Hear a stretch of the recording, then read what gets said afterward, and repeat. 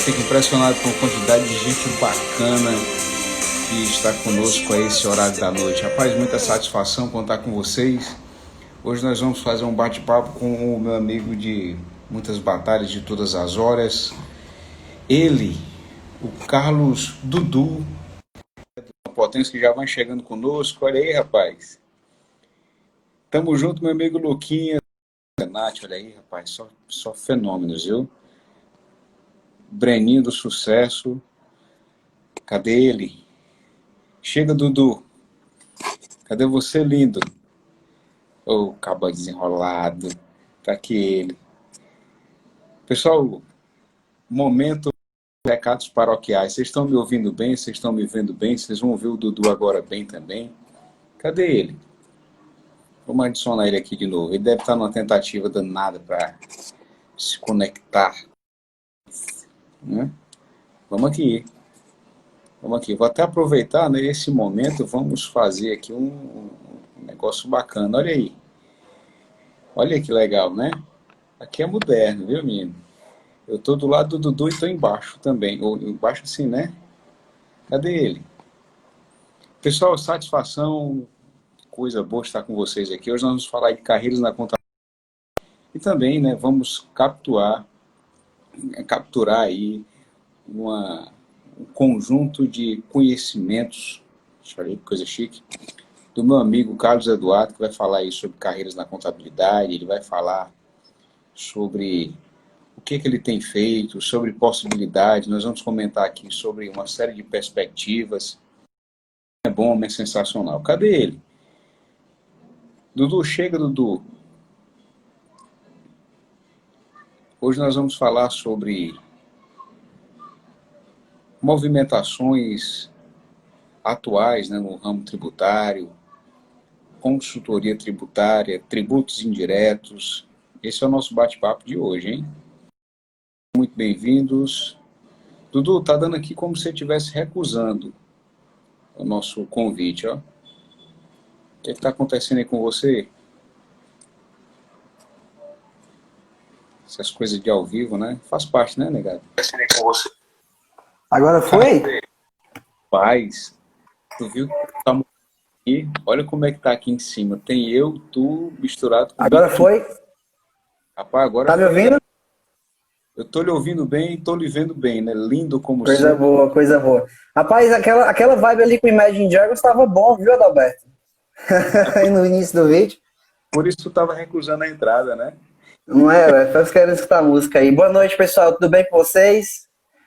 Dudu, perfeito, viu, Dudu? Tá show de bola. Dudu, Show o de negócio... bola. Hoje nós temos um bate-papo bem bacana. Eu acabei de sair agora há pouco de um evento com uma turma muito legal aqui da Faculdade Cearense, o pessoal da FAC, onde nós trocamos algumas ideias, boas ideias sobre perspectiva de negócio, posicionamento. Falamos, o cerne de todo o diálogo foi realmente da parte tributária, né? Oportunidades tributárias e tal. Existem alguns termos que nós vamos até proibir, né, de mencionar, porque quanto mais a gente fala, infelizmente, mais ele torna presente na nossa vida, né? Dentre esses termos, a descarga de moto de gente perturbada, né? Que eu tô tá? E mesmo assim a gente é surpreendido com essas coisas, né? Mas, meu amigo Dudu, é o seguinte, quando a gente fala em pandemia, quando a gente fala de crise, eu parto do pressuposto, posso estar errado, a turma que está nos assistindo aqui, minha amiga Lorena, essa turma legal aí, a Rebeca do Aracati para o Mundo, misturado com Fortaleza, Gisele, que é conhecida sua, nossa, e e é assim, quando Outra nós vida ali. falamos, eu tenho uma ideia, impressão, do posso estar errado, que é como se essas coisas elas fossem atraídas por nós, né? Eu estou buscando ser altamente positivo, entendeu? Dentro com o pé na realidade, né? Assim como dizia Ariano Suassuna, né? Nós temos que ser, então, um otimista realista, né? Então, Sem dentro desse dúvida. todo, apesar dos pesares, de toda essa turbulência que a gente tem vivido aí, a intenção é continuar sendo otimista, mas ao mesmo tempo ser realista. E aí eu já vim com essa pergunta do para a gente não se estender tanto, vou lhe apresentar para aqueles que não conhecem, nós estamos aqui com o Carlos Eduardo Oliveira, o grande Dudu, tá certo? Dudu hoje está na qualidade, certo? Máxima e superavitária de consultor tributário da Ernst Young, atendendo empresas aí dos mais variados portes, é especialista em tributos indiretos, com enfoque aí na redução de risco, no compliance tributário, que é um termo muito bonito que ele trabalha na prática, e nós trabalhamos também, né, graças à possibilidade aí que os negócios nos trouxeram. E aí o nosso amigo tio Cid também está na área, o homem das braçadas, né, quase um Iron Man, satisfação, meu amigo. E aí o nosso amigo Eduardo, ele por estar aí, né, atuando de forma muito intensa na Ernst Young, por estar atuando de forma bem ampla, junto a empresas de grande porte, por ter encontrado aí soluções também dos mais variados tipos e das mais variadas aplicações para esse povo, eu não poderia chamar uma pessoa assim tão fantástica quanto ele, para esse nosso bate-papo. E aí, como vocês estão vendo, e como a gente tem ouvido falar também, é um menino novo, né? Eu estou com a carcaça meio baqueada, mas já estive melhor. E do menino novo tem muita coisa a agregar para todos nós, tecnicamente falando, como pessoa. Eu tenho muita satisfação e me sinto muito honrado em ter o Dudu no meu círculo de amizades e positivismo. Meu amigo Dudu, tamo junto, viu? Eu sou Tá o bom. seu seguidor. Tá bom, eu vou começar fazendo alguns comentários, professor Adalberto, mais ou menos nessa perspectiva aí que você me chamou aqui para comentar um pouquinho com o pessoal. E aí, pode falar. Eu sei mais ou menos o que é que você vai comentar, mas para a turma até sentir que esse nosso bate-papo é humanizado, tá certo? Eu acredito que nesse momento, de forma muito sintética, muito prática, dentro aí das possibilidades, você falasse um pouco aí da sua trajetória desses 5 últimos anos, né? Que eu tive a oportunidade de presenciar e a satisfação de ver crescer e evoluir, entende? Então, eu queria que você fizesse Que um comentário. bacana. Gente, olha, o Eduardo não caiu de paraquedas assim, não. O homem ele foi burilado no aço e hoje é uma potência, né? Então, conta aí pra Sem gente. dúvida, sem dúvida. Primeiramente, Adalberto, eu vou só reforçar aí, principalmente você falando nesse período de crise, o que eu estou vendo é que tem muitas empresas assim tendo bastante dificuldade para sobreviver nesse período de crise, mas eu estou vendo também profissionais da nossa área, inclusive profissionais da área tributária, conseguindo se sobressair, trazendo muita oportunidade, colocando ideias em prática, trazendo novas aplicabilidades de planejamento tributário. E aí, inclusive, eu tenho entrado em contato com alguns clientes, alguns colegas, inclusive pelas aulas, né? E eu tenho sempre dito o seguinte, olha, se você quiser, me chame para conversar, para discutir o tema, para debater. Não é porque eu quero vender algo para você, é porque eu quero lhe ajudar. Esse momento de pandemia é um momento de nós todos nos ajudarmos, gerar fluxo de caixa, manter emprego de quem a gente conseguir. Então, me chamem para discutir esse tema de vocês. Vender é uma consequência, mas eu acho que o nosso primeiro intuito aí é ajudar. Então, eu tenho sempre colocado isso. Eu acho que o contador, o consultor tributário, o advogado, nesse período de pandemia, também tem que atuar dessa maneira, principalmente focando em ajudar o empresariado nesse momento de crise tão difícil a gerar oportunidades de fluxo de caixa. Então, não pensem que isso só que são coisas ruins. É claro que tem negócios que foram muito afetados, mas tem também muitas oportunidades e quem sabe está indo buscar e está se dando muito bem nessa pandemia. Eu estou vendo isso na prática acontecer. Então, o primeiro ponto que eu ressalto aí, aí, como você fala, a gente tem que ser otimista, mas também ter um pé no chão de realismo, de cuidado e também, mas não esmurecer e ir para cima desse mercado que tem oportunidade sim, principalmente para o nosso mercado aí, contábil e tributário, tá? É o primeiro ponto que eu coloco aí. E aí eu fico muito lisonjeado de você pedir para eu falar a minha história aqui, eu fico até um pouco constrangido aqui, mas eu acho que é interessante também, apesar dessa carcaça aqui, eu tenho aí, vou colocar, eu tenho 23 anos, né, de idade, Dalberto, então, querendo ou não, estou iniciando ainda na carreira, eu não posso dizer que eu alcancei o topo da minha carreira, mas é uma coisa que eu sempre digo, inclusive nas aulas, que eu comecei há 5, 6 anos atrás, quando eu tinha 17, né? E eu vim de escola pública, como muitos, né? Contando aí um pouco da minha trajetória, eu vim de escola pública, estudei todo o ensino médio em escola pública, e logo que terminei, eu entrei no suporte de atendimento, né? Atendimento telefônico, Trabalhei na Fortes inicialmente no começo da minha carreira e logo depois vi que aquilo não era o que eu queria realmente atuar com contabilidade e ingressei no escritório ali como assistente fiscal e passei ali 1 ano e 3 meses ali como assistente fiscal, logo depois virei analista. Passei 3 anos em escritório de contabilidade. E cada vez que eu estava ali no escritório, uma coisa que eu sempre tive muito comigo, que eu trago até hoje, Roberto, é o seguinte: o que é que você gosta de fazer? Eu acho que você tem que se refletir isso todos os dias. Você faz o que você gosta, você está fazendo o que você quer fazer, porque eu acho, sinceramente, pode colocar, a gente passa de noites estudando, a gente passa de noites trabalhando. Semana passada, inclusive, teve vezes que eu fui dormir muito tarde, e você não consegue fazer isso se não for uma coisa que você gosta. Então, desde o início da minha carreira ali, há 5 anos, 6 anos atrás, uma coisa que eu refleti internamente dentro de mim era: será que eu estou fazendo o que eu gosto? E sempre nesse sentido. E já me identifiquei ali logo de cara na contabilidade, apesar de tratar ali com balanço, com análise de balanço, sempre gostei muito da área tributária. E aí cheguei com 3 anos no escritório de contabilidade, e aí é aquela questão de a gente ter sempre um pé no chão, mas a gente buscar outros passos na carreira. E eu disse para mim o seguinte: olha, eu acho que eu já estou aqui com empresas de médio porte atendendo aqui, e é basicamente a mesma coisa. E eu comecei a ver que o que eu gostaria mesmo de fazer era atuar com consultoria, que era um negócio diferente. Por que consultoria é um negócio diferente?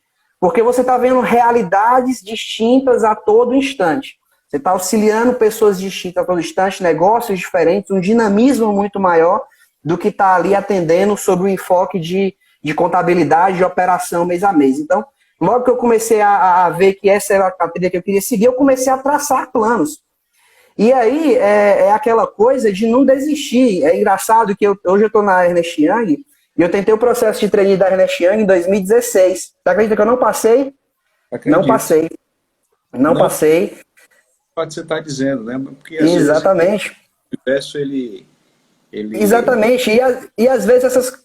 Falado muito isso de universo. Até um amigo meu comentou um negócio aqui, dizer: mas tu tá com um discurso de uma presidente que tinha aí, de combinações do universo, que o universo é um organismo vivo, mas é porque, se a gente for observar mesmo, né, eu acredito muito que existe uma força, um poder que nos rege, e que às vezes não estamos preparados, não é porque a gente não mereça, é porque nós não estamos preparados o suficiente para poder suportar, né, aquilo que vai se apresentar para nós. E digo emocionalmente falando, não falando de capacidade, de capacitância técnica. Às vezes é só questão de emocional e tal. E por isso que talvez naquela época não deu certo, mas tudo cooperou para que agora... Sem dúvida, um processo seletivo ele envolve muita coisa. É uma coisa que e no momento, quando a gente não passa num processo seletivo, a gente fica muito triste, né? E aí, depois a gente vai perceber que muitas vezes o erro que a gente cometeu não é que a gente não estava preparado, era que simplesmente o nervosismo ali atrapalha um pouco, um ou outro detalhe. E às vezes tem outros candidatos que estão ali no páreo com você, que tem coisas muito boas também para agregar. E o interessante é que você não desista. A persistência é uma coisa que eu tenho aprendido nos últimos 5, 6 anos de carreira, que é uma coisa que vai te levar adiante. Em algum momento, quando você persiste, você consegue. E é engraçado, professor, que nessa época eu estava começando a andar pela PIP, PIP Treinamentos, que hoje eu sou professor da PIP Treinamentos, e aí, logo que eu virei analista fiscal, eu recebi a oportunidade lá pela professora Marília, que eu acho que inclusive está nessa live aqui com a gente, e aí eu ficava perturbando, será que eu terminava os exercícios e ficava, será que dá para ajudar? Eu posso tirar dúvida aqui do pessoal? E aí logo depois ela me colocou para ser monitor, e era basicamente todo final de semana, ali praticamente indo para a PIP, quando não tinha aula para dar de monitoria, eu estava lá assistindo aula, agregando conhecimento, e aí foi mais ou menos 1 ano nessa questão de monitoria, antes de surgir uma oportunidade para virar professor.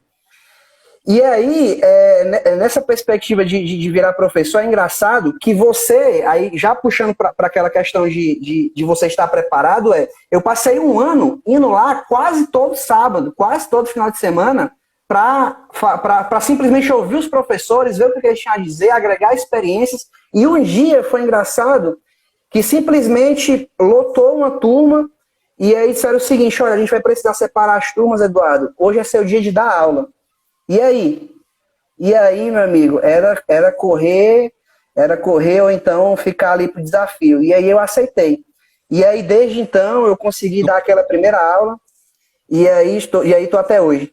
E aí é aquela, imagina que eu não tivesse preparado naquele dia. Imagine que eu tivesse nervoso e não conseguisse entrar naquele desafio naquele dia.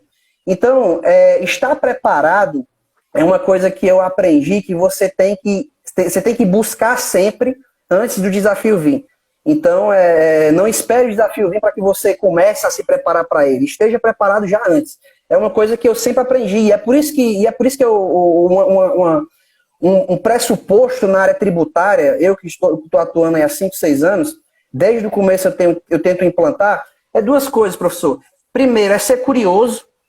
É ser curioso no seguinte sentido, quando você está lá no escritório, e aí uma pessoa chega e fala o seguinte, olha, e a retenção? Vai perguntar para o analista, nem é para você. Você não sabe o que é retenção. O que é que eu fazia? Eu ia lá no Google e pesquisava o que era retenção, olhava num livro, olhava no manual de imposto de renda, para que eu soubesse o que era retenção, para que na próxima vez que a gente estivesse conversando sobre isso, eu tenha uma noção. Eu não sou um especialista, mas eu tenho uma noção. E essa prática diária de ser curioso porque a gente está muito acostumado, professor, em escritório de contabilidade, a gente fazer o que já era feito. Não, vamos fazer assim porque já era feito. Mas você já teve a curiosidade para parar para pensar se o que você está fazendo é certo?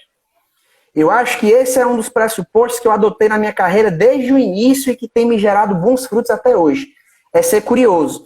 É fazer se você estiver consciente de que o que você está fazendo é certo. E na área tributária isso é fundamental. Eu, como consultor hoje, eu chego nas empresas e mas por que esse procedimento está sendo feito assim?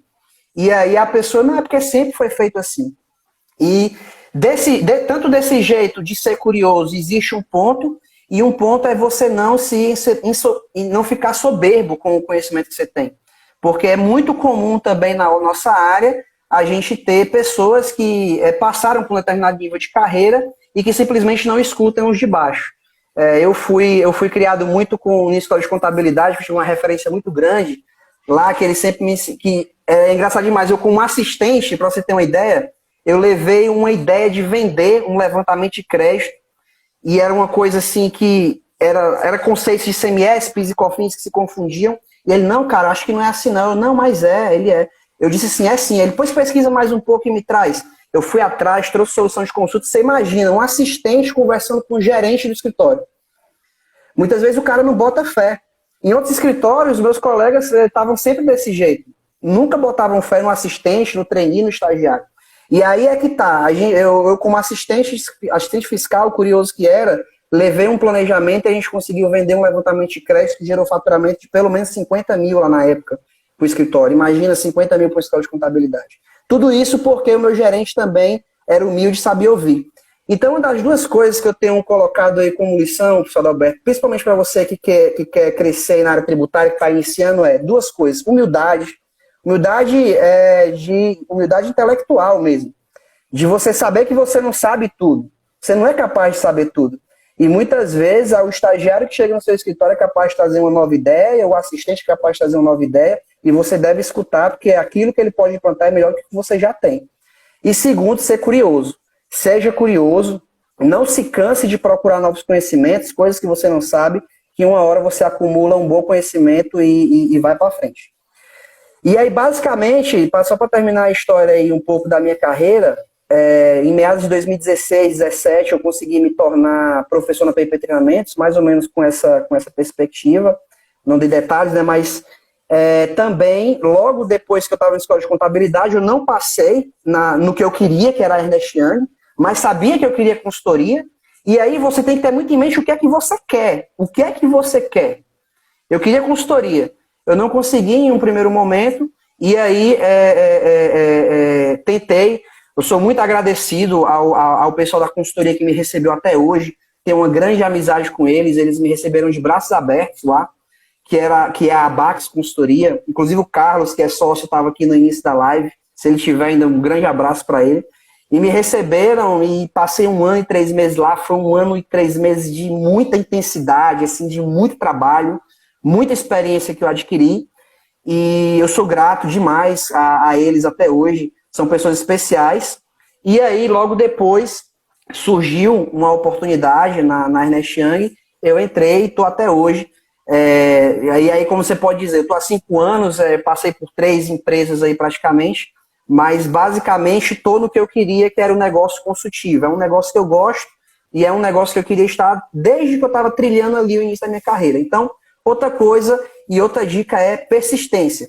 Não desista, procure saber o que você quer para a sua carreira, estabeleça a meta e vá para cima e não desista. Que uma hora a sua oportunidade ela vai chegar, eu não tenho dúvida disso. Perfeito, professor Eduardo. Foi muito pertinente, fantástico o seu relato, né? Dava para a gente, inclusive, fazer uma série aqui de todas as turbulências que você, eu, que nós tivemos que passar para que hoje a gente pudesse ter essa percepção profissional e vital das coisas que nos circundam. E você falou, né? Disse, rapaz, eu estava até certo dia, precisou dividir a turma, eu estava lá. Eu costumo dizer para quem nos acompanha, né? Que a oportunidade, inclusive eu escutei de um outro amigo também, que eu troco muita ideia, absorvo muita informação e conhecimento, que é o meu amigo Moisés Keliano, ele disse o seguinte, olha, e eu compactuo com essa afirmação, a oportunidade é um trem passando pela estação, mas ele não para te cumprimentar, ele não para poder tomar fôlego. É tu esticar o braço e seguir com a locomotiva, meu irmão. Entendeu? Não tem opção, é você estar pronto. Eu estou pronto com o braço estendido aqui, a mala está debaixo do braço, vamos agora, e tem que ser do jeito que tem que ser, e foi. Eu também tive, assim, eu não costumo falar muito, né, sobre o que eu vivi e tal, mas, assim como você, eu também sou egresso de escola pública, também comecei o meu primeiro trabalho como estágio, foi telemarketing, atendimento, só que não era tanto você como eu fazia. Os abusos talvez fossem maiores do que os que você passou, né, em algum momento. Não sobrepujando, mas deve ter sido maior, porque tu sabe, né? Cobrar povo, principalmente, enfim, né? De todo tipo de gente, continua sendo e tal. Um lance da recuperação de crédito, mas a nível financeiro é bem delicado.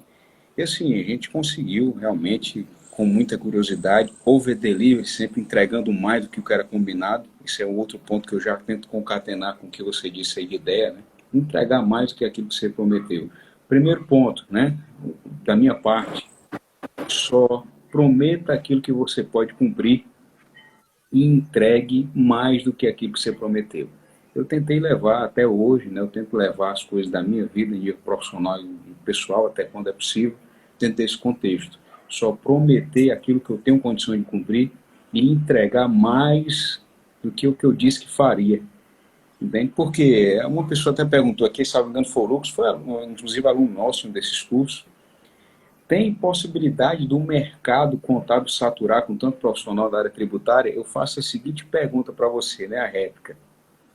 Lista aqui 10 perfis que falam sobre tributos e tenta identificar qual tipo de tributo que esse perfil fala. Lista só 10. Aí nós vamos chegar a uma espécie de conclusão se realmente vai ser, se pode chegar a um nível de saturação ou não, né? Eu acredito que é quase impossível. Primeiro, porque nós vivemos uma legislação tributária já começando a navegar aí pelo nosso tema central, nosso segundo tema central, né? Primeiro que nós vivemos um grande manicômio a nível tributário. Segundo, porque a legislação é esparsa. Se nós formos falar de ICMS, que eu posso entender um pouco do ICMS no Ceará, mas pode ser que eu não compreenda o ICMS no estado de São Paulo, existem fatores a nível federativo, né, de unidade, que são completamente distintos. Até que ponto eu vou me apropriar de conceitos de lá para cá ou daqui para lá? Então, existem realmente assim, uma vasta possibilidade, entendeu, de você fazer bem determinada coisa, determinado assunto, dominar aquilo e ter muitos frutos positivos, materiais, decorrentes daquela sua, desse seu envolvimento, né? Área imobiliária, tributos sobre as operações imobiliárias, quantas pessoas você conhece que está aí atenta a isso, né? Ou seja, existem vários oceanos que são azuis, né? Ou seja, existem várias possibilidades, você pode nadar de braçada, meu amigo. Eu não sei como é que uma pessoa estava conversando com um empresário da contabilidade outro dia, ele tem um escritório tradicional, uma empresa tradicional de contabilidade aqui no estado do Ceará, ele me disse o seguinte, rapaz, fulano de tal chegou para mim e disse assim, você é rico, né, na contabilidade? Disse, rapaz, eu sou, porque eu acho impossível o contador que ele se propõe a estudar muito, a seguir com persistência, a atender bem as pessoas. Eu acho que esse cara só pode ser ou doido ou muito burro de não ficar rico. Ele disse desse jeito para mim, né? Acho que eu posso ser muito doido, muito burro de não ficar rico, né? Dada resguardando as devidas proporções. E realmente é um caso típico, né? Um caso típico de que o cara buscou compreender de forma geral, holística das coisas, atender de maneira bem adequada, disse, olha, não me coloco à disposição, então o reflexo disso tudo está aqui, né? Está acessível. E aí, nesse contexto, Eduardo, é bem bacana a gente estar aqui mais uma vez, né? O que é que você dá de dica aí para a turma para entender os tributos indiretos em especial? Nós sabemos que nós hoje trabalhamos de uma forma muito, muito ampla, né, com o PIS, a COFINS, o CNPJ, Exato. essa turma que está nos assistindo aqui, né? Inclusive, saudações à minha amiga Naíla, aproveitar esse momento para o nosso amigo Melo, a Leidinha, a professora Adriana Lemos, olha aí, rapaz, uma potência, viu? Realmente uma satisfação tê-los aqui, prestigiando a nossa amiga Leísa. Rapaz, é gente demais que eu posso cometer a gafe, a falha, e esquecer alguém, né? Meu amigo Augusto, um abraço. Então, qual é a dica que a gente pode começar a registrar aí com essa turma para que possa vir a existir uma compreensão melhor desses tributos indiretos? O que é que a gente pode lançar aí?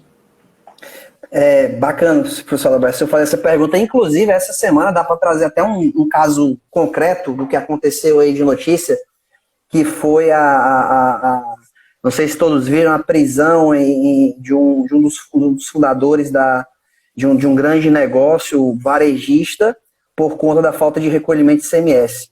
Aí, antes de adentrar nesse ponto, principalmente porque quando a gente está estudando tributos e a gente vai para um curso, por exemplo, na PayPay, ou vai ver um curso online, a gente começa a ver aspectos práticos de ICMS, o que é uma substituição tributária, a gente esquece do básico. E aí, para entender tributação indireta, professor, eu acho que tributação indireta é algo que deve ser entendido pelo consumidor e por você, cidadão comum, para você entender como isso repercute para você, não só o tributarista. Uma pausa a primeira aí. coisa... Pode falar. Bem breve. Nós estamos aqui com a audiência perfeita. Nós vamos entrar no tópico agora para valer, negado. Manda isso aí, aproveitar que o pessoal está terminando de assistir a novela, certo? Acho que isso aqui pode gerar melhores resultados do que a novela, porque nós estamos com uma potência aqui, né? Nós, então, o negócio deve ser chique, é tchan.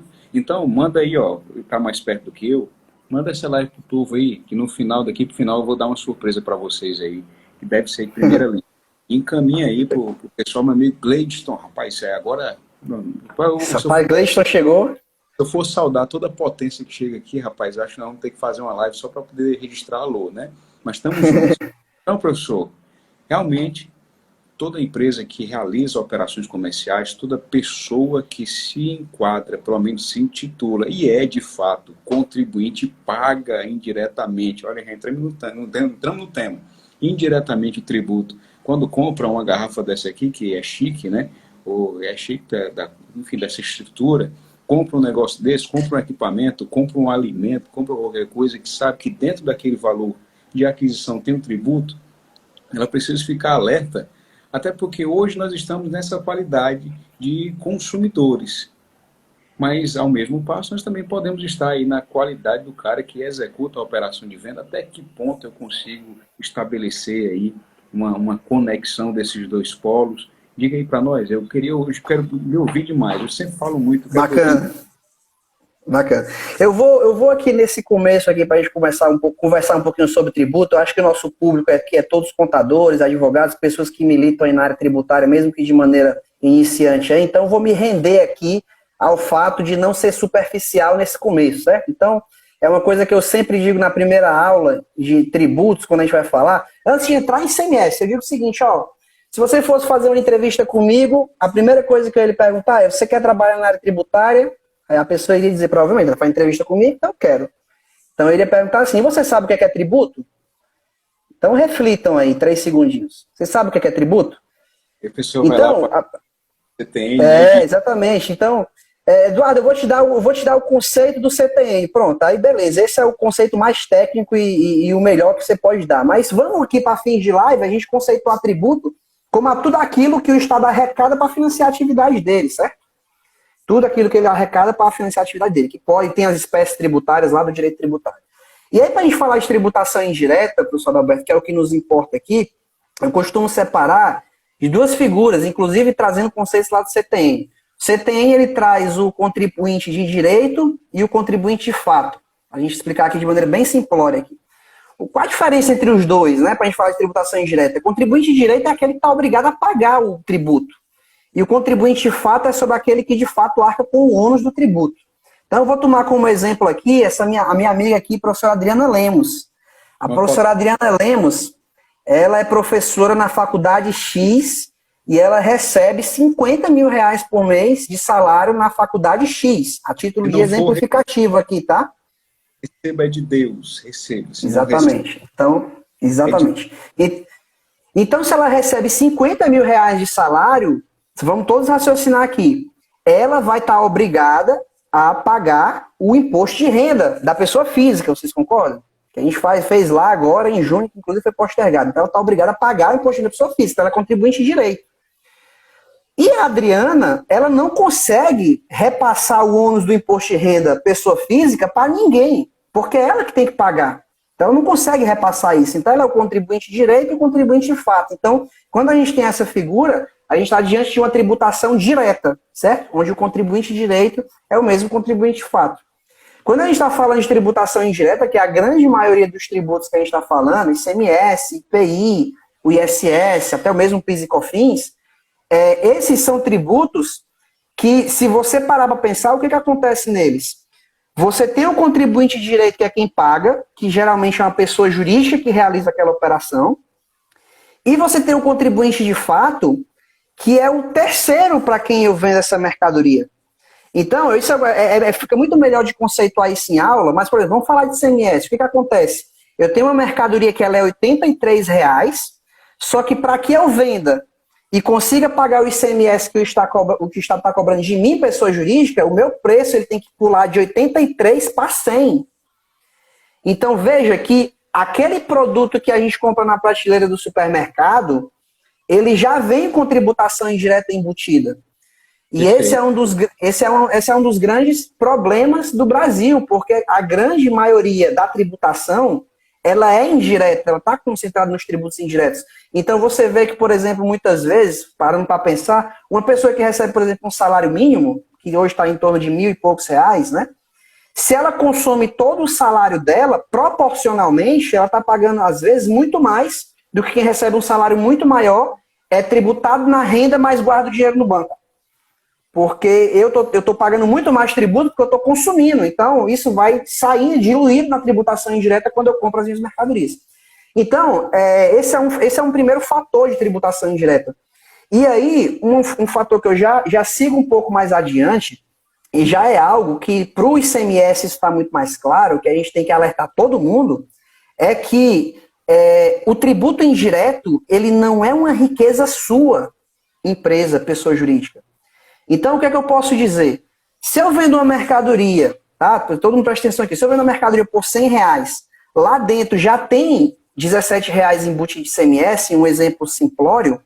Quando você vende, o consumidor final ele paga pelo produto e paga o tributo. Então, você fica com o dinheiro, mas automaticamente você tem que repassar ele para os cofres públicos, certo? Então, ano passado, isso já é uma coisa que está vindo muito à tona, é que era o seguinte, antigamente, professor, existia tipificado que era o seguinte, se você vende a mercadoria, mas nas suas obrigações fiscais você não declara, você sonega de fato, você declara que não deve nada. Isso já era considerado crime, né? Sonegação fiscal pura e simples. Só que agora existe uma nova tipificação e isso está afetando muito a tributação indireta hoje em dia. A gente teve reflexo, inclusive, essa semana, nas últimas notícias, que diz o seguinte, olha, se você vende a mercadoria, você declarou o PG-10, declarou o FD-ICMS, declarou a DF, o que quer que seja, que coloca lá que você deve, por exemplo, 1 milhão de ICMS. Você repassou no preço para o consumidor te pagou, você declarou que deve, mas não repassou na guia de pagamento para os cofres públicos. Isso, professor, apesar de não existir dolo, na apropriação, não diria dolo, vamos para um conceito mais simples. Apesar de você, de boa fé, isso, apesar de você, boa fé, declarar que deve, mas por algum motivo não conseguiu pagar, por alguma ingerência, se isso for quanto mais, ou seja, for acontecer de maneira quanto mais, a Fazenda ela está começando a dizer que isso também é crime. E a gente teve reflexos essa semana. E isso reflete muito no empresariado cearense, porque era muito comum. Eu, pelo menos, não acontecia onde eu trabalhava, não, certo? Mas é porque meus amigos me dizem, né? Que existe muito empresário que declara declara o ICMS nas obrigações, declara PIS e COFINS, o que quer que seja, e não paga. Espera parcelamento para poder jogar o tributo lá. Sabe o que a gente pode dizer agora para esses caras? Você pode ser preso agora. Já existe previsão para você se tipificar no Código Penal se você embutir o tributo indireto e não pagar. Mesmo que você declare de boa fé, lá, o Adalberto, lá, o contador, declarou de boa fé que ele deve ICMS. Mas se o empresário não pagar, ele já pode ser tipificado em crime contra a ordem tributária e ir para a cadeia. Então, isso... exatamente. Perdoe a interrupção nesse contexto. Pode falar. Mas eu tenho o primeiro, né? Quem está nos observando deve ter identificado. Quem está observando deve ter identificado que aconteceu, né, com o dono aí da Ricardo Eletro, isso aí foi público, a gente não precisa esconder os nomes, né? E o cara foi preso, inclusive a matéria, o noticiário, divulgou como sendo uma prisão decorrente de sonegação. Só que é o seguinte, o que é a sonegação fiscal dentro do seu critério íntimo, né? É o fato de você se omitir ou de você resistir ao cumprimento da obrigação principal. E nós vamos falar agora da obrigação tributária.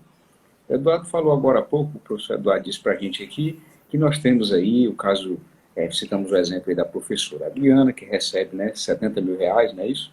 Se não for, receba, a professora Adriana é de Deus, recebe 70 mil reais, ela vai estar, então, dentro de, ela, por ter oferido renda, tecnicamente ela vai estar aí, sobre essa renda que ela recebeu, poderá incidir, né, uma hipótese de incidência, ou seja, uma prerrogativa legal que caso o fato ele se concretize, né, que é o fato gerador, ela recebendo efetivamente esses valores, nós vamos ter aí, então, o surgimento da obrigação tributária, ou seja, ela pode pagar imposto e vai ter que dizer por que pagou. Então, é o seguinte, a sonegação em seu íntimo nada mais é do que você assumir, certo? A sonegação fiscal como tudo é o fato de você dizer para o fisco e assumir, dentro de uma maneira controvertida, que você não deve, considerando que existem elementos comprobatórios de que você efetivamente deve. Então, esse é o sumo da obrigação tributária dentro desse contexto da sonegação, né? Aí a gente parte aqui porque que tem sido discutido agora. E eu acho um problema, eu acho isso uma lástima, porque vamos pelo ponto de vista agora, não vou nem dizer humano, mas vamos dizer social, certo? Vamos falar aqui de duas personalidades que foram presas nos últimos 12 meses, que são duas personalidades que impactaram pelo seu nível de gestão de forma altamente positiva, certo? A sociedade como um todo. Eu não sou fã de nenhum, mas vamos observar por critério técnico. Deusmar Queiroz, dono da Pagamentos, foi preso por uma questão vinculada à atividade do meu financeiro. O que é que esse homem fez de mal? Guarda a resposta. Dono da Ricardo Eletro, desenvolveu um verdadeiro império dentro da parte eletrodoméstico, produtos do lar. O cara foi preso a despeito dessa consideração de sonegação. Qual foi o mal que ele fez para a sociedade? Ah, mas o fisco é o grande síndico que tem a responsabilidade de punir, de exigir os recursos que são utilizados para o bem comum. Tudo bem, mas vamos considerar esses dois elementos. Qual é a criminalização disso aí? Porque, inclusive, falei com outros colegas, olha, eu ser acusado de um crime é diferente de eu ter cometido o crime. Entende? Então, o fato de eu ser acusado e hoje precisar cumprir uma pena de uma sonegação fiscal não quer dizer que eu tenha cometido a sonegação fiscal. Ah, mas nós vamos entrar então no critério subjetivo do direito penal, o que é o grande problema, né? Até para ilustrar, tem um pessoal que é do direito que está nos assistindo. Hoje o processo administrativo tributário caminha em vias paralelas. E o que é que acontece? Isso que rolou agora. O cara, por exemplo, da Ricardo Eletro, pode muito bem ele entrar com um processo judicial tributário, ser comprovado que ele era inocente, ele já ter passado 1, 2 ou 3 meses na cadeia. Por quê? Porque o processo judicial a nível criminal está seguindo paralelo, isso é um absurdo. Entende, parênteses, é o que a gente tem conversado aí. Porque o cara pode provar que não tem indício, ou melhor, ele pode provar que não existe nenhuma conduta dolosa e que não há crime, mas pelo fato de ter sido desenrolado de forma paralela os processos, o cara está preso e só depois que ele está preso o processo administrativo ou o processo judicial ser julgado e ter considerado que o motivo da prisão é nulo. Então, isso aí, onde é que a gente vê isso? No Brasil. Por conta de quê? Da tributação sobre consumo. Que considera o fato de você vender produto, onde dentro desse produto já tem um tributo, o fato de você realizar essa venda já lhe dá margem, ou dá para o fisco, dizer que você já deve efetuar o pagamento do tributo. E desde quando, hierarquicamente falando, o tributo vem nos primeiros itens da cadeia de desembolso de valores? Meu amigo, a primeira é folha de pagamento do povo. Segundo, o que é que vem como segundo? Folha de pagamento, fornecedores?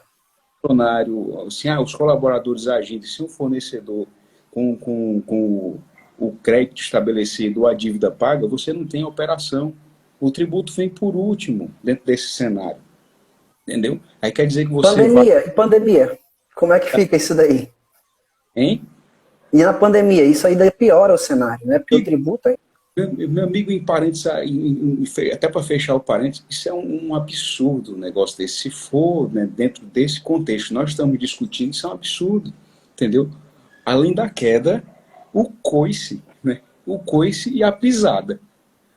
Entende? Então, isso aí é que está a representação do tributo indireto. É o fato do fisco entender que quando você vende, dentro do custo do produto estão os tributos, e pelo fato de você vender automaticamente, imediatamente, no momento você já deve, então, oferecer a tributação, né, que já está pré-estabelecida, daquilo que você vendeu. Então agora, nesse cenário, dentro dessa discussão da turbulência penal, eu fico indignado com isso aqui, eu começo até a suar. E eu vou fazer um último adendo, tá, professor? É fato que as notícias que publicaram da questão vinculada à tributação indireta nas notícias da semana passada, vinculada a Ricardo Eletro, foram cerca de 400 milhões. Então você vê que é uma montanha muito grande de dinheiro. Mas o acórdão paradigma em que foi decidido que a tributação indireta poderia tipificar crime penal, o valor era cerca de 30 mil reais. Então você imagina alguém ser preso, ter sua liberdade subtraída por conta de uma dívida de cerca de 30 mil reais. Eu não estou aqui para julgar valores, inclusive porque eu acho que o próprio argumento também de que, por exemplo, esse valor que é arrecadado pelo fisco, ele vai converter em um bem social, também é um argumento sólido, mas eu acho que tem que se ter muito cuidado também como o Estado vai utilizar dessa tipificação penal, porque se qualquer dívida agora for gerar crime contra a ordem tributária, vai ser muito complicado para a vida do empreendedor brasileiro como um todo. Inclusive, dá até um avanço assim, bem na vertical, né? Dentro da discussão, mas de forma muito breve. Se você, então, né, partir desse pressuposto que o valor que vai ser, vai ser convertido em bem social dá margem para que você, então, faça um cerceamento de liberdade do indivíduo, então quer dizer que eu, como profissional da contabilidade, você como consultor tributário, a professora Adriana como professora e também contadora, o meu amigo Gleides, que também é contador, quer dizer que se eu ficar sem receber meu salário, eu posso considerar que eu estou sendo prejudicado por fins alimentares, eu posso mandar prender o meu patrão, porque antes disso, dessa discussão toda, nós sabíamos que poucos eram os casos da pessoa ser presa, dentre elas questão de pensão alimentícia. Por quê? A pensão alimentícia ela tem fins de apropriação de recursos ou destinação de recursos, pelo próprio nome já sugere, né? Para fins de alimentos, suprir alimentos. Então, posso dizer muito bem, se o cara atrasar meu salário de forma reiterada, isso prejudicar minhas contas, eu posso, então, abrir um precedente, eu posso considerar que isso aí do fisco é um precedente para que eu, então, vá pleitear alguma coisa, para que o responsável legal da empresa seja penalizado. Imagine a repercussão, como isso aí pode reverberar.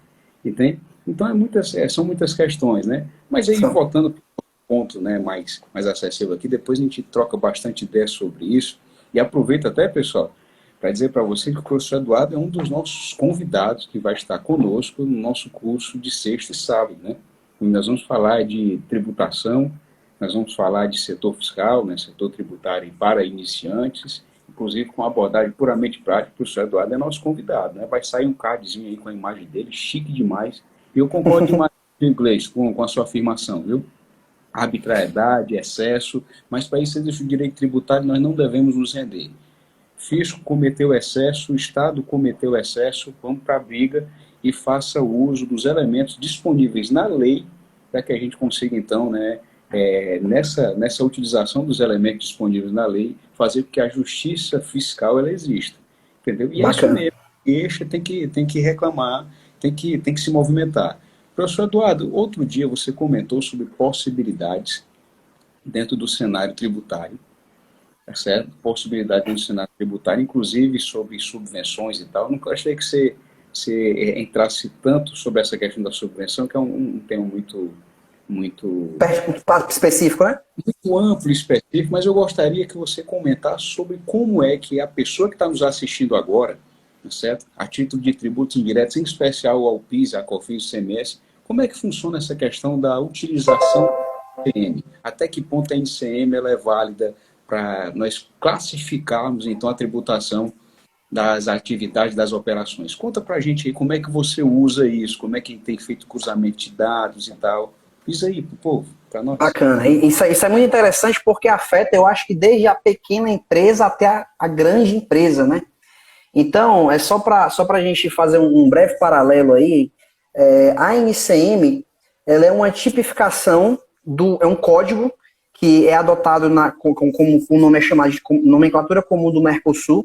Então, esse é um código utilizado não só no Brasil, mas que é definido por uma regra que vem também de outros países, para classificar o tipo de produto a último nível. Então, é muito comum na tributação indireta existir algumas isenções associadas ao tipo de item, ao tipo de produto, a NCM. Então, por exemplo, a gente tem que entender, por exemplo, na legislação do ICMS lá, artigo 6º, por exemplo, falando aqui do Estado do Ceará, eu tenho uma série de isenções que estão vinculadas a determinados itens e a determinadas NCMs. No PIS e COFINS é muito mais forte isso. Porque no ICMS, muitas vezes, e aí a gente tem que entender qual é a legislação que a gente está tratando e como é que o fisco define isso, porque, vamos lá, tá, professor Adalberto? Quando a gente está falando de um benefício fiscal associado à NCM, que é o que nos importa, é o que nos gera oportunidade tributária, não é? O benefício fiscal, o próprio CTN, ele fala que o benefício fiscal tem que ser lido de maneira literal. Então, muitas vezes, quando a gente está na área tributária, a gente tem uma prerrogativa de eu li um dispositivo, vou querer aplicar uma interpretação extensiva. Será que dá para entender desse jeito? Será que dá para entender de outro? Quando eu estou tratando de benefício fiscal, eu tenho que ler de maneira literal. Então, o que acontece? Se no regulamento do Estado do Ceará diz que a isenção é para o frango congelado, é frango congelado e pronto. Não tem que se aplicar a isenção, por exemplo, para o frango abatido ou para um outro tipo de frango, ou frango congelado com tempero. É o frango congelado, é o que diz lá no regulamento. Eu não posso aplicar a interpretação extensiva. Então, o NCM é fundamental. Por quê? Porque eu vou definir, a partir da NCM, como ele se encaixa em benefícios fiscais previstos na legislação. E isso está presente, professor, em vários dos nossos ramos aqui. Eu diria que, por exemplo, o ramo farmacêutico é um dos ramos que mais apresentam oportunidades. Supermercado, pela gama de itens, é um dos que mais apresentam oportunidades. Autopeças, bebidas frias, então, restaurantes, não sei se eu já falei. Então, todos eles têm benefícios fiscais que estão associados à NCM. Então, é fundamental que dentro do... E aí a pequena empresa, geralmente, ela não consegue ter esse controle, ela simplesmente seguir, no mês eu vendi 100 mil. Mas espera aí, ô empresário, vem aqui, deixa eu ver. Se você vendeu 80 mil de autopeças, por exemplo, você é uma oficina mecânica, 80 mil dessas autopeças que você tem aqui é monofásico, então você não tributa PIS e COFINS. Então, por que você vai estar pagando PIS e COFINS? É do simples. É engraçado, senhor Alberto, porque a gente fala assim, mas eu já cheguei para assessoria em restaurantes, e aí, não em consultoria, porque em consultoria geralmente a gente está pegando empresa pequena e média. Mas quando a gente está no escritório de contabilidade, Tinha empresa do Simples Nacional que ela simplesmente pegava o faturamento, e era restaurante, e aplicava a tributação cheia. E detalhe, restaurante tem muitos itens que são substituição tributária para ICMS, uma série de, não é benefício, mas uma série de isenções no varejo, vamos dizer assim, de certa forma, que estão aplicáveis ali para ele, e no PIS e COFINS. E cerca de 40% a 50% das receitas não precisariam tributar os valores da tributação indireta. E isso a gente vai ver mais a fundo na aula de sábado, não tem como eu entrar aqui. Mas quando você consegue ter um controle fiscal para você segregar o que é que você vende de cada item, e é isso, é necessário um investimento em sistema para isso, você consegue diminuir a sua carga tributária, principalmente dependendo do seu ramo aí. E existem diversos ramos que têm esse tipo de benefício que a gente vai estar vendo aí mais a fundo no nosso curso aí no sábado. Perfeito. Inclusive, o Luquinhas fez até uma adição aqui muito pertinente, né? Que aí são os pet shops, são os postos de combustível, Exatamente. as lojas de conveniência, que são aí varejos anexos ao próprio posto, né? De forma que eu também queria, de maneira adicional, né, professor Eduardo, até algumas pessoas me perguntam como é que eu identifico, então, essa NCM. Olha, professor, é muito simples você encontrar informações sobre a nomenclatura comum do Mercosul, do sistema harmonizado de informações tributárias referente a determinados produtos. Observe, daqui a pouco, quando terminar a live, se você tiver com o computador do lado, entre aí no site do SPED, vá lá na parte da FD Contribuições, né? E você baixa a tabela 8.4.3, salvo engano, que é a última que foi disponibilizada. Lá tem uma lista de todos os itens vinculados à NCM deles, inclusive, adicionalmente, nessa mesma lista você vai encontrar o que é alíquota zero, o que é monofásico, que é, inclusive, pode ser tratado... Isento, suspenso. Suspensão com substituição tributária, que nós também temos no PIS, na COFINS, que são informações úteis, são informações auxiliares, são informações gratuitas que estão aí disponibilizadas. É uma lista extensa, precisa estudo, mas está disponível aí para a gente. Como é que eu consulto, então, se o meu produto, o produto que eu estou vendendo, olha, você dá um Ctrl F, né? O Ctrl F, digita lá, né, os termos do seu produto, dá um Enter e ele vai te remeter onde é que está o produto dentro dessa tabela e vai te apresentar. Perfeito, Luciano, realmente a 4.3.10 vai te apresentar aí como é que está a posição desse produto hoje, se você pode se apropriar de um benefício decorrente da venda desses produtos e tudo mais. Olha, existem possibilidades, não é fácil, porque toda vez que nós falamos em classificação fiscal, classificação de produtos, nós entramos em uma contenda, em um possível litígio, mas ao passo que a gente entra nessa contenda e no possível litígio, a gente busca auxílio, assistência, lá no próprio COSIT, né, via solução de consulta, tá certo? As soluções de consulta também são públicas, acessíveis, está no sistema de normas da Receita Federal. Então é muito simples, muito acessível nós encontrarmos essas informações. Perfeito? Dentro desse contexto, até o Lucas também fez aí muitas contribuições, ele está participativo, que é todo. Hoje ele está fantástico, né? O próprio cigarro, combustíveis também se aplicam, né, dentro desse cenário, que quando sai do atacadista, ele sai na qualidade de monofásico, digamos assim, sai com essa monofasia, como dizem alguns colegas. Então é importante nós checarmos essa NCM. Agora há pouco, o professor Eduardo falou das isenções, onde nas isenções que estão as nossas oportunidades de desoneração. E como é que eu identifico, então, essas isenções? Como é que eu vejo essas isenções? Olha, a própria lei, se tratando de ICMS, a própria Lei Candir, ela fala e a isenção em um contexto geral e legal, né, nada mais é do que uma norma infraconstitucional que elimina a obrigação principal. Vixe, esculhambou. Como é que é isso? É um elemento que está na própria norma local, né? No caso aqui está no decreto 24569, um regulamento do ICMS no Ceará, está lá no artigo 6 dizendo, olha, eu vendi feijão, farinha, fécula de mandioca, rapadura, tudo em operação interna, sou empresa regime normal, optante pelo lucro presumido. Dentro desse contexto, esses produtos, apesar do teu fato gerador, vendi, mudança de propriedade, tive a hipótese de incidência, que é a saída de mercadoria a qualquer título, né? Juntei tudo, tem a obrigação tributária. A principal de pagar o tributo é a acessória de dizer como é que eu fiz aquela operação. Só que aí vem uma norma infralegal, está lá no artigo 6º, e diz o seguinte, olha, se tu vender esse produto, tu não tem que me pagar nada. Eu tenho, então, a morte da obrigação principal, que é de pagar o tributo, continua da obrigação acessória, que é o ato de emitir a nota, de enviar SPED, papapá, mas eu não tenho que pagar nada quanto aquilo. E o que é que isso significa para mim, vendedor?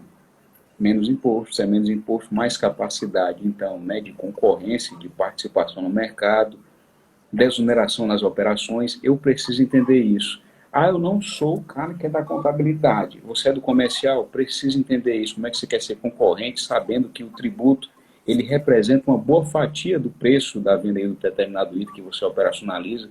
Eu sou do faturamento.